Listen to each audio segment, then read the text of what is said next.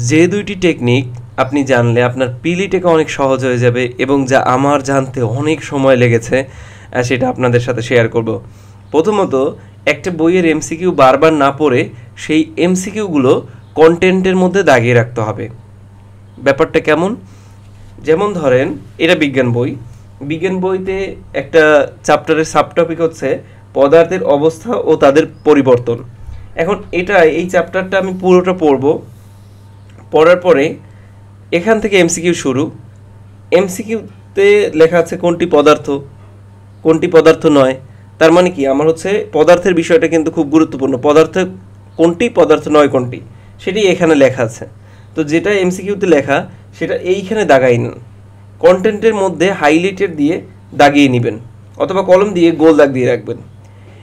সবচেয়ে ভালো হয় আপনি যদি বিসিএস ক্যান্ডিডেট হন, বিসিএসের কোন প্রশ্নগুলো এগুলোর মধ্যে থেকে এসেছে সেগুলো আপনি ভিন্ন একটা কালার দিয়ে দাগিয়ে রাখবেন, এবং অন্য অন্য চাকরি পরীক্ষায় যেগুলো এসেছে সেগুলো ভিন্ন একটা কালি দিয়ে দাগিয়ে রাখবেন।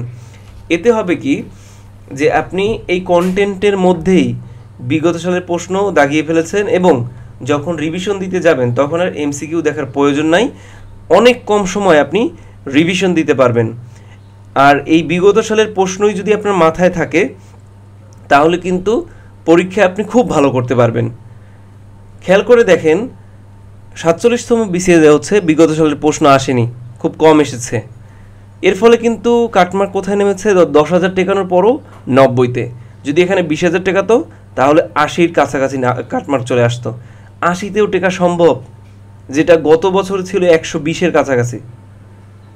দ্যাট মিনস আপনার বিগত সাল বেসড প্রশ্ন হলে আপনি যেন খুব ভালো করতে পারেন সেটা আপনাকে চেষ্টা করতে হবে। এবং যদি আপনি ভালো নাও করেন তাতেও যে আপনি দাগিয়ে রেখেছেন কোথা থেকে বেশি প্রশ্ন হয়, এতে কিন্তু আপনার অ্যানালাইসিস করা শেষ। এর ফলে আপনি ওর আশেপাশে তথ্য পড়লেই কিন্তু সবচেয়ে বেশি কমন পাবেন।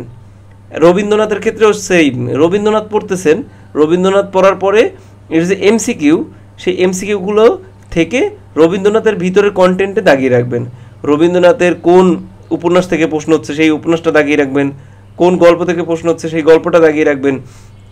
এতে করে আপনার দৃষ্টি পড়বে যে আসলে আপনি যদি গল্প কম পড়ার চেষ্টা করেন তাহলে দেখবেন যে আসলে আচ্ছা, গল্প থেকেও তো অনেকগুলো প্রশ্ন হচ্ছে, তাহলে আমাকে কিন্তু গল্পটা ভালো মতো পড়তে হবে, গল্পের আশেপাশের তথ্যগুলো ভালো মতো জানতে হবে। আচ্ছা, ওনার কবিতা থেকে ভালো প্রশ্ন হচ্ছে, তাহলে আমার কবিতাগুলো ভালো মতো জানতে হবে। উনি উক্তি থেকে প্রশ্ন হচ্ছে, ওনার উক্তি থেকে বিগত সালে 3টে প্রশ্ন হচ্ছে, তার মানে ওনার যে 10টা-20টা উক্তি আছে ওগুলো পড়ে ফেলতে হবে। এটা আপনি জানলে আপনার কিন্তু দেখবেন প্রিপারেশন তুঙ্গে উঠে গেছে। আপনি খুব কম সময়েও রিভিশন দিতে পারবেন এবং সেই বিগত সালে প্রশ্ন যদি আপনার মাথায় থাকে আপনি পরীক্ষায় ভালো করতে পারবেন।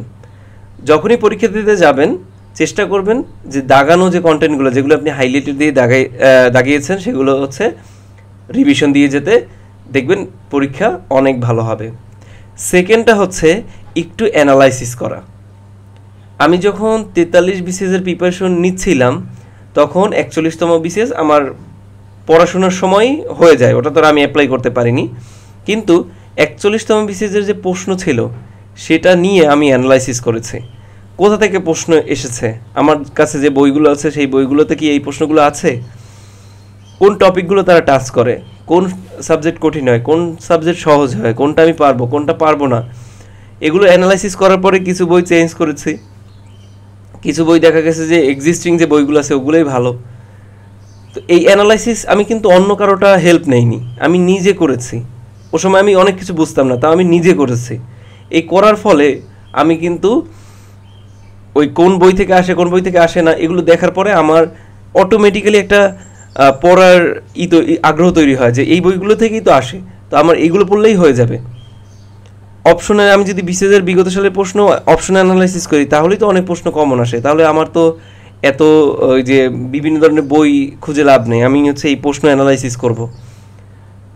তো আপনারা যদি এটা ভালো মতো শেখেন, আপনারা যারা নতুন ক্যান্ডিডেট আছেন 47তম বিসিএসের প্রশ্ন অ্যানালাইসিস করেন, 46তম বিসিএসের প্রশ্ন অ্যানালাইসিস করেন, দেখবেন আপনার মধ্যে ওই অ্যাবিলিটি তৈরি হবে যে কিভাবে অ্যানালাইসিস করে পড়তে হয়, আর আপনি পরীক্ষায় ভালো করবেন।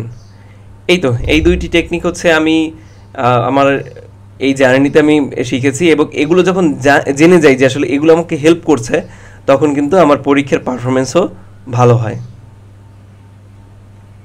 ধন্যবাদ আমাকে সময় দেওয়ার জন্য। আশা করি আপনারা উপকৃত হয়েছেন।